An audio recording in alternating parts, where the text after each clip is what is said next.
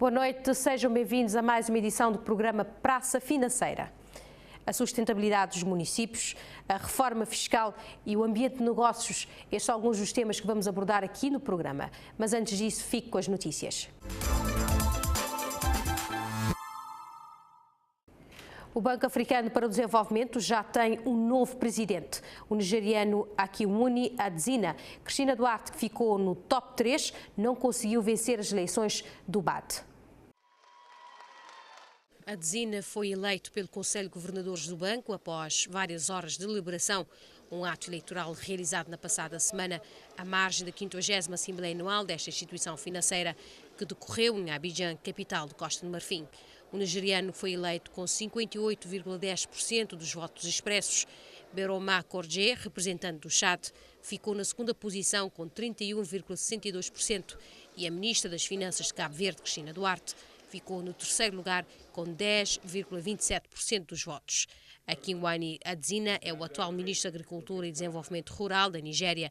Antes da nomeação em 2010, foi vice-presidente da Política de Parcerias da Aliança para uma Revolução Verde em África. De acordo com a revista Forbes, é um homem com a missão de ajudar a África a alimentar-se. Isto quando foi escolhido como personalidade africana de 2013. No discurso de aceitação do prémio, Akinwumi Adesina disse que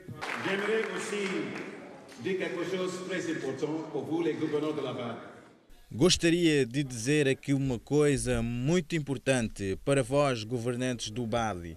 Não fui eu que ganhei hoje. Vocês simplesmente me atribuíram a responsabilidade para gerir o BAD. Aos meus outros amigos que se encontram aqui, amigos e outros contestantes, nós fizemos uma eleição muito transparente, muito forte. Eles também ganharam. Eles são meus amigos e vou trabalhar com eles. E uma saudação para cada país que votou neles também. Saudamos todos porque foi uma eleição muito fantástica e tenho muito respeito por eles. E uma saudação para todos os países. Com uma experiência de mais de 20 anos a pôr em prática políticas de desenvolvimento rural e de agricultura, o ministro nigeriano assume-se como um homem de ação. Estou a correr contra o tempo e tenho de fazer com que as coisas aconteçam muito depressa. A pobreza em África não tem que ser gerida, mas sim eliminada, disse em uma das suas declarações. 8 candidatos concorreram à presidência do BAD. São eles Akinwumi Adesina, da Nigéria, Soufiane Hamed, da Etiópia, Joul Hayat, da Tunísia, Korje Berdoma, do Chad, Cristina Duarte, de Cabo Verde, Samura Camara, de Serra Leoa, Thomas Sakala, de Zimbábue e Birama Sidibé, do Mali. De acordo com o recente estudo sobre a sustentabilidade dos municípios, existe uma grande dependência dos mesmos no que toca às receitas municipais ao Governo Central. Segundo o mesmo estudo, só o município de Boa Vista pode ser considerado como sustentável de criar receitas, do qual pode ser suficiente para cobrir as suas despesas. De acordo com o estudo sobre as receitas municipais do ano 2013, no que se refere à estrutura das receitas municipais, constata-se que existe uma dependência acentuada dos municípios às transferências do Governo Central. Estas representam, em média, 45% das receitas totais dos municípios, variando, entretanto, fortemente de 97% em São Salvador do Mundo a 19% no Sal. Entre as fontes de receitas que apresentam um maior potencial de crescimento encontram-se o Imposto Único sobre o Património, IUP, taxas de serviços relacionados com o exercício da atividade comercial, taxas de ocupação de espaço aéreo no subsolo, com participação na taxa aeroportuária, com participação no produto de venda de terrenos estaduais, nas ZRTIs. Segundo o estudo, entre as receitas próprias, o IUP destaca-se como a principal fonte de receitas na maior parte dos municípios. A nível nacional, este imposto representa, em média, 44% das receitas próprias e 14% das receitas totais. A sua contribuição para as receitas próprias chega a atingir os 78% na Boa Vista e 74% no Maio, mas em municípios como Ribeira Grande e Santiago, o seu peso não ultrapassa os 6% das receitas próprias. Boa Vista, Maio e Sal são os municípios em que as receitas fiscais têm uma contribuição maior nas receitas próprias. No outro extremo situam-se os municípios de Ribeira Grande, Santiago, Ribeira Brava e São Lourenço dos Órgãos.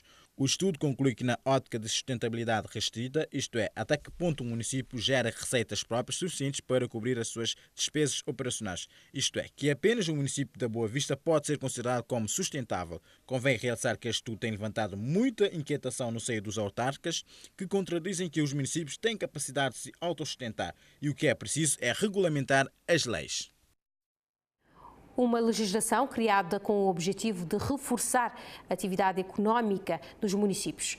Para a Associação Nacional dos Municípios de Cabo Verde, esta lei das finanças locais precisa ser atualizada para que haja uma melhoria na arrecadação das receitas municipais.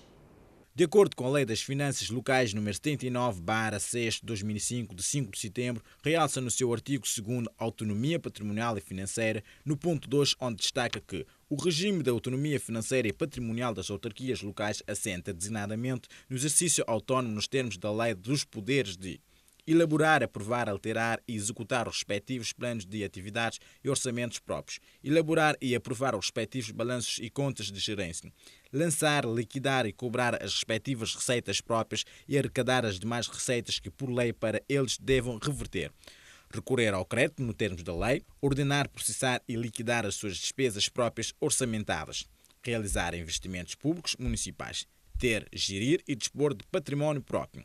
Para a Associação Nacional dos Municípios de Cabo Verde, esta se figura como uma boa lei para o desenvolvimento dos municípios de Cabo Verde, mas chama a atenção que carece da regulamentação de alguns aspectos que são fundamentais para a arrecadação das receitas municipais. Trata-se realmente de um instrumento extremamente importante para, digamos, o desenvolvimento do municipalismo em Cabo Verde. Portanto, a lei, em princípio, foi muito bem concebida. O problema que se põe, digamos, é a regulamentação de algumas matérias que tenham a ver, sobretudo, com a vida, digamos, portanto, a nível do município. A Associação Nacional dos Municípios de Cabo Verde também realça a necessidade da efetivação de alguns mecanismos que não estão sendo colocados em práticas, que são de extrema importância para o desenvolvimento financeiro dos municípios, como é o caso da comparticipação dos municípios em 49% da receita arrecadada na venda dos terrenos das ZDTIs e também de 50% da renda de terrenos nas zonas industriais. São fontes importantes de receitas que poderiam contribuir enormemente para o desenvolvimento do municipalismo, para o empoderamento, digamos, das câmaras municipais e tentando, em certa medida, resolver os problemas da população. Pronto, essas receitas não entram e, claro, os municípios contam com essas receitas, até porque são previstas também nos orçamentos anuais e muitas vezes, no fim do ano, fica, portanto, digamos, essa impressão de frustração, porque pronto, acabam por não receber essas transferências e com, digamos, algumas, portanto, incursões negativas, digamos, na execução orçamental. Para a Associação Nacional dos Municípios de Cabo Verde, é preciso regulamentar as leis das finanças locais e ter em conta também a Lei 4 de Descentralização, uma vez que estes dois mecanismos são de extrema importância para o desenvolvimento socioeconómico dos municípios nos próximos anos. Ora viva, vamos agora à nossa rúbrica entrevista. Esta semana vamos ter como nosso convidado o Dr. Hernani Trigueiros. Vamos falar da sustentabilidade dos municípios, a reforma fiscal e também a atividade e o ambiente do negócio aqui em Cabo Verde. Muito bem-vindo ao nosso programa e obrigado por ter aceito o nosso convite, doutor. Muito obrigado pelo convite, estou cá de bom grado e uma boa noite a todos que nos assistem lá em casa. Dr. Trigueiros, vamos começar pelo tema do programa esta semana, que é a sustentabilidade dos municípios. Fez-se recentemente vários estudos à volta disso e a conclusão que tiramos é que os municípios, na sua maioria, não conseguem autossustentar-se. Eu acredito que o tema da sustentabilidade dos municípios não é novo. A incapacidade que as câmaras municipais têm de arranjar recursos para os seus planos de atividade é qualquer coisa que já nos persegue desde a criação das mesmas. Portanto, não é um tema novo, não é uma novidade perceber que não há dinheiro para os municípios se sustentarem. Eu acredito que o modelo que nós estamos a seguir é um modelo que provavelmente não tem futuro. Nós precisamos de mudar de paradigma. E mudar de paradigma em que sentido?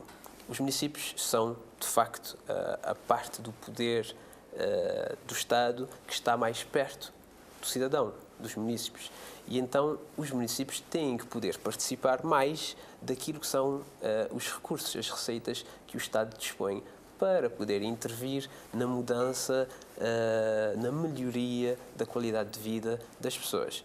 E, portanto, nós temos que ter em atenção que muito poucos municípios têm capacidade de endividamento neste momento. E isto porque, quanto menor ou mais rural for o município, menor capacidade de arranjar recursos ele vai ter. Exatamente. E então, nós temos que olhar para quais são as fontes de rendimento que os municípios têm. Ora, temos o Fundo de Financiamento Municipal, que é previsto no Orçamento do Estado e que é transferido pelo Governo para as câmaras municipais. Depois nós temos um conjunto de impostos, taxas, que devem ser cobrados para se arrecadar receitas. Mas a cobrança desses mesmos impostos ou taxas é qualquer coisa que tem se afigurado muito complicado. E nós temos que perceber que, lá está, quanto mais pequeno, quanto mais rural o município, menos capacidade as pessoas vão ter de poder liquidar esses impostos ou taxas. É neste sentido que eu digo que, portanto, temos que encontrar um modelo diferente, temos que começar a pensar em dar mais recursos aos municípios. Exemplo, nós, todos cidadãos, pagamos, por exemplo, a tal taxa de manutenção rodoviária e que é transferida para os cofres do Estado Central. E eu pergunto, não seria o caso de nós transferirmos uma parcela desse valor para os municípios, já que o cidadão comum, no seu dia-a-dia, está a frequentar, está a utilizar estradas municipais e que precisam, sim, de melhoria e de manutenção? É uma das fontes. Não seria o caso nós pensarmos em aumentar aquilo que é o FFM, que é transferido para os municípios? Não seria o caso de algumas das taxas que têm ido para o poder central serem transferidos para o poder local e exigir que esse poder local faça a intervenção nos seus municípios para que haja, de facto, melhoria das condições de vida das pessoas. E, portanto, a meu ver, mudar de paradigma, permitir maiores recursos, haver melhor interação entre o poder central e o poder local, nós temos que perceber que uma coisa não funciona bem sem a outra. E, portanto, os municípios e o governo têm de poder trabalhar juntos. É a única forma disso se tornar sustentável. Agora, falando mais a nível do financiamento, ou até mesmo de recursos financeiros, o mercado de capitais, por exemplo, não seria uma ótima forma de também, ou seja, de ir buscar recursos para as câmaras municipais, nesse caso? Ora, nós voltamos aqui à questão inicial, capacidade de endividamento. Portanto, se não há capacidade de endividamento, não há capacidade de ir buscar recursos alheios, porque recursos alheios têm custos. Não é só o empréstimo em si, não é só ir buscar dinheiro, mas é o que está acrescido esse dinheiro, os juros e as taxas e as comissões que se pagam à bolsa, aos bancos, etc. As dívidas vão aumentando e não há como pagar. Seria aqui um efeito bola de neve, ir buscar, mas não poder pagar. Agora, falando em financiamento, passamos agora a outro tema também, que é de interesse, que tem a ver com a atratividade e o ambiente de negócio nacional aqui em Cabo Verde. Esses dias também está-se a falar muito que o ambiente de negócio aqui em Cabo Verde não está bom. Qual é a sua leitura? Ora, eu também acho que isto não é novo. Isto não é novo. Aliás, tanto não é que em 2011, em junho de 2011, o Governo, em parceria com a Organização das Nações Unidas, apresentou um estudo sobre a melhoria do ambiente de negócios em Cabo Verde. E nesse estudo foram identificados 5 pilares que deveriam merecer uma melhoria, portanto, um investimento massivo para que houvesse um reflexo direto no ambiente de negócio em Cabo Verde. Esses pilares eram o fomento à economia, a regulação e a fiscalização por parte do Estado às atividades e aos agentes económicos, a questão da justiça, a administração pública e os indicadores internacionais. Quando nós olhamos agora em 2015 para esses 5 pilares identificados em 2011, nós percebemos que a maioria deles continua merecendo investimentos para a sua melhoria. Nós não temos, na parte do fomento à economia, nós não temos programas ou políticas que visem aumentar a produtividade e a competitividade no setor privado, não é? Nós continuamos com aquelas questões de sempre a afetar as empresas e a economia. Portanto, os transportes, ligação marítima interilhas, o fornecimento da eletricidade, por mais investimento que há, portanto, nos meios mais pequenos, nós continuamos com grandes problemas de fornecimento elétrico, de eletricidade, desculpe. Portanto, o acesso ao crédito, Portanto, não são só os municípios, também as empresas e as famílias têm dificuldade de acesso ao crédito. Temos a questão da dimensão do nosso mercado. Nós somos um país pequeno e temos um mercado pequeno. E temos que perceber que ou conseguimos ser uma plataforma de produção e de exportação de bens e serviços, ou o nosso mercado nunca será apelativo a ninguém que está lá fora. Temos o mercado laboral, temos a questão dos impostos e, por mais que se debata essa questão, nós temos que ser conscientes. As nossas empresas estão, neste momento, sufocadas. E quanto maior for a carga fiscal, mais sufocadas vão estar. E, portanto, olhando para os outros pilares, regulação e fiscalização, temos agora um episódio caricato que aconteceu esses dias entre a AAC e os TACV, onde os TACV, que têm o monopólio do mercado de transporte interilha, do mercado aéreo, interilhas, diz que não irá acatar uma decisão da AAC, uma decisão que não lhe permite aumentar as tarifas das passagens. E, portanto, isto não é normal que aconteça. A questão da justiça, nós continuamos sem ter instâncias onde se possam decidir as questões comerciais e, portanto, as questões comerciais são analisadas junto com as demais questões no âmbito da justiça e, portanto, é tudo muito moroso e, para além de muito moroso, muito custoso. Quanto mais tempo dura, mais custo tem. Depois, a questão da administração pública. Aqui, um parêntese para dizer que a administração pública, com uma âncora no NOSI, não é? Tem conseguido ganhos significativos e de se assinalar. E depois, os indicadores internacionais. Nós, ainda recentemente, percebemos que descemos no ranking do Doing Business e o nosso rating foi mantido em BB, e BB significa junk pound, ou seja, nós estamos na categoria de lixo para o mercado internacional. Já não é tão bom assim. Não é tão bom assim. Se nós formos ver o ambiente de negócio da perspectiva dos agentes económicos, nomeadamente das empresas, não é? O que é que nós temos? Nos últimos anos, as empresas têm apresentado resultados frágeis ou mesmo resultados económicos frágeis ou negativos.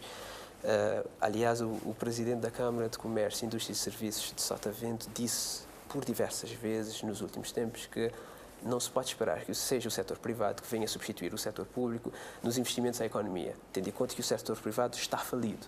Ora, isto vindo de quem vem deve ter um peso e deve ser visto como algo preocupante. E depois, se nós temos empresas com dificuldades, temos empresas que não conseguem contribuir para a economia, que não conseguem gerar empregos sólidos e atrativos para quadros de valor. Veja bem que, se nós formos analisar,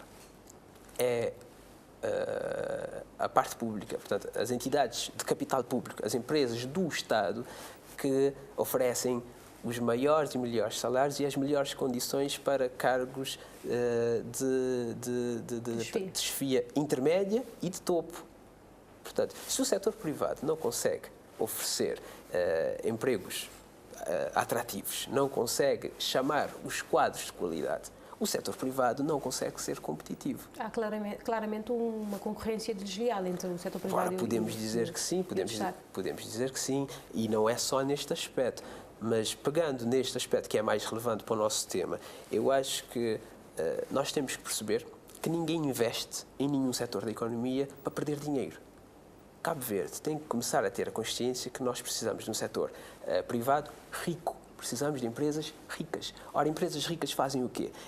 Empresas ricas geram maiores resultados, pagam mais impostos, conseguem contratar mais pessoas e conseguem pagar melhores salários. Ora, o que é que isso também gera? Quem recebe melhor paga também mais impostos. Consegue consumir mais, paga mais impostos. Neste caso, no consumo, não é? Automaticamente vamos resolver os problemas desde Claro que sim. desemprego. Uma empresa que vende mais, paga mais IVA e depois paga mais impostos sobre rendimentos porque tem mais lucros, certo? Uma empresa que contrata mais e paga melhores salários tem funcionários que conseguem pagar também mais impostos. Consumindo, também pagam ainda mais impostos. O país ganha, não é? E o país ganha no seu todo. Se nós formos afrontar as empresas que agora têm que pagar IVA e não recebem a devolução do IVA dos exercícios anteriores, têm que pagar imposto sobre rendimento do ano transato em questão e ainda têm que agora adiantar impostos de rendimento sobre as suas transações deste ano, com base no IRPC. Estão completamente sufocadas. Não há tesouraria que aguente. Não há tesouraria que aguente e a empresa tem que trabalhar, a empresa tem que vender, a empresa tem que pagar salários e outros compromissos. Onde é que vai arranjar dinheiro? Onde é que vai arranjar dinheiro quando tem dificuldade de aceder ao crédito? Então temos que concordar com o ambiente de negócio aqui em Cabo Verde, porque realmente não está bom. Precisa de melhorar urgentemente. Eu diria desta forma. Precisa de melhorar urgentemente e precisa de ter uma melhor interação entre setor público e setor privado. Terminamos assim a nossa entrevista. Doutor, mais uma vez, muito obrigada pelo seu tempo aqui no programa Praça Financeira. Vamos agora a um curtíssimo intervalo e voltamos já a seguir.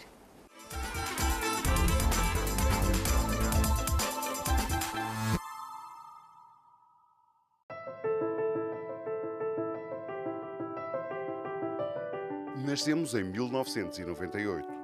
Assistimos à transformação de Cabo Verde, ao seu crescimento e nós também crescemos. Em 2005 ganhámos um novo fôlego e focámo-nos num objetivo: contribuir para a competitividade nacional. Desde então criámos soluções e produtos à medida do seu investimento. Apoiámos as empresas, incentivámos os bons negócios, promovemos uma praça financeira atrativa e de excelência, caminhando lado a lado com a economia. Esta é a nossa missão. Bolsa de Valores de Cabo Verde, onde a sua poupança rende.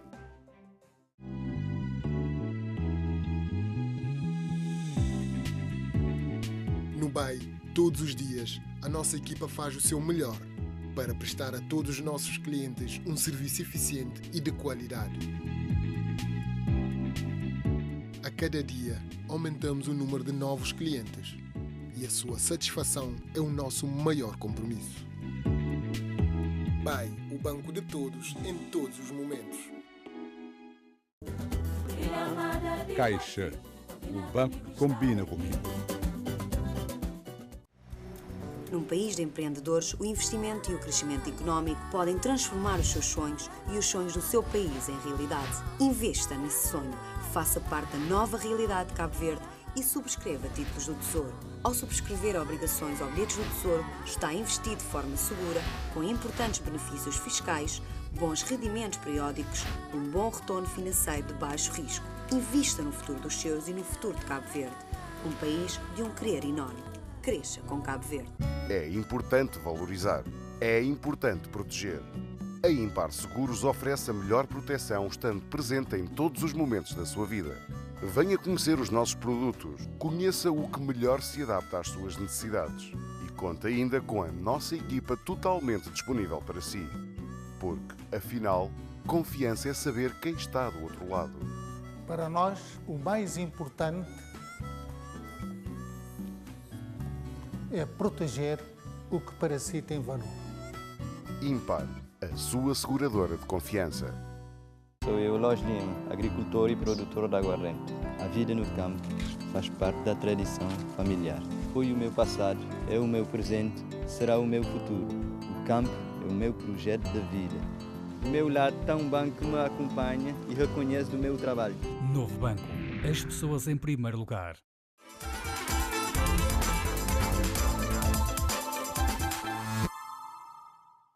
Estamos de volta, segunda parte deste programa. Como forma de buscar outras alternativas de financiamento para além do tradicional, a Câmara Municipal da Praia recorreu aos empréstimos obrigacionistas da Bolsa de Valores de Cabo Verde para financiar as suas atividades. No mês de junho de 2010, foram lançadas as obrigações da Câmara Municipal da Praia no valor de 450 milhões de escudos. As obrigações municipais têm sido uma tradição com bastante sucesso em vários países do mundo, como os Estados Unidos da América, África do Sul, Rússia e Indonésia. É muito bem visto por entidades como o Fundo Monetário Internacional e a Agência de Desenvolvimento dos Estados Unidos. Para muitas, obrigações municipais são aceitas como produtos de excelência para o financiamento do desenvolvimento local. Em 2010 foram emitidas as primeiras obrigações municipais em Cabo Verde, fato este que constitui um capítulo inédito e importante no sucesso do mercado de capitais cabo-verdiano. No mês de junho do mesmo ano foram lançadas as obrigações municipais da Câmara do Sal, no montante de 200 mil contos, e de seguida os da Câmara Municipal da Praia, no montante de 450 mil contos. Nós somos uma Bolsa de Valores para um montante de 450 mil contos com dois objetivos. O primeiro era saneamento financeiro, E a segunda parte é a construção do novo mercado da praia. E esta parte do saneamento financeiro foi resolvida na altura, portanto, com o pagamento de uma dívida que a Câmara anterior tinha para com a banca, foi resolvida e o mercado ainda está em construção. Foi a primeira vez, em 2009, é uma forma de financiamento mais, como deve perceber, mais barata, a taxa de juros cerca de 6,5%, que é muito mais baixa que os empréstimos normais que a Câmara tem perante a banca, que as taxas de juros em média rondam os 8, 9%. Portanto, é a vantagem da desintermediação financeira, se quiser. A Câmara Municipal da Praia acredita que as obrigações municipais são sempre um bom núcleo de investimento para quem deseja investir, uma vez que não existem problemas no pagamento das obrigações, já que as câmaras possuem vários mecanismos de arrecadação das receitas. A lei estipula um limite de endividamento da Câmara. A lei estipula que as receitas, os encargos com juros de empréstimos não podem ultrapassar os 15% das receitas correntes da Câmara. E até hoje, portanto, a Câmara nunca ultrapassou esse limite. Significa que há sempre receitas para pagar os empréstimos. Não há nenhum problema. A questão de receitas, a Câmara tem várias fontes de receitas. Tem IUP, e uma boa parte das pessoas não pagam IUP. Portanto, tem um potencial de crescimento de IUP enorme. Tem receitas de vendas de terreno, mas não é por aí. Nós normalmente não utilizamos receitas de venda de terrenos para financiar projetos de investimento. Essencialmente as taxas e os impostos que a Câmara cobra e que a Câmara, portanto, reembolsa à banca. Esta é a fórmula. Para a Câmara Municipal da Praia há sempre a possibilidade do município recorrer às obrigações municipais, sobretudo quando existem projetos que demandam financiamento acima dos 500 mil contos, projetos esses que exigem partilha de riscos. Educação financeira infantil. Abordar este tema às crianças é capacitá-las a entender melhor o valor do dinheiro e a fazer melhor uso dos recursos. Este é o tema na semana em que se comemorou o Dia Internacional da Criança.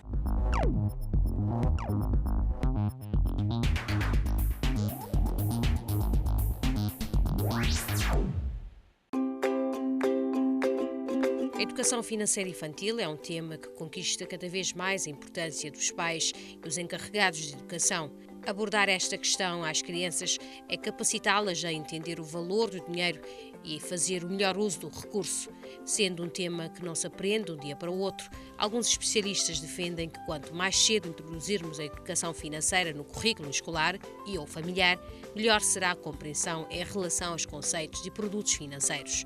Com essas informações e orientação, as crianças tornam-se mais conscientes das oportunidades e riscos para fazer escolhas assertivas e sustentáveis em relação à administração dos recursos para o próprio bem e de toda a sociedade.